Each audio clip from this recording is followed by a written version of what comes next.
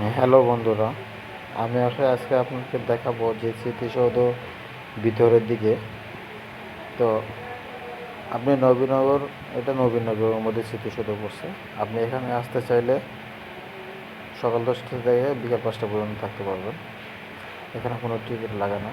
এই যে আমি এখন স্মৃতিসৌধের পিলারে, এটা ভিতরের সাইড। দেখেন ভিতরে স্মৃতিসৌধটা কীভাবে তৈরি করা হয়েছে। এখানে অনেক লোক আছে ছবি তোলার জন্য। দেখেন এটা ভিতর সাইড,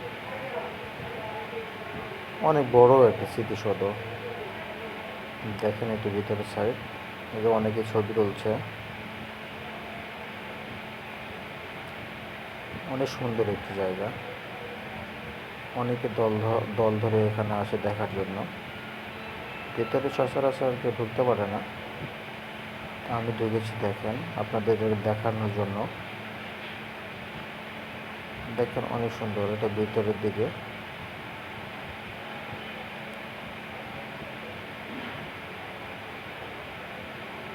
বন্ধুরা, এখানে আপনার আসলে অনেক ভালো লাগবে।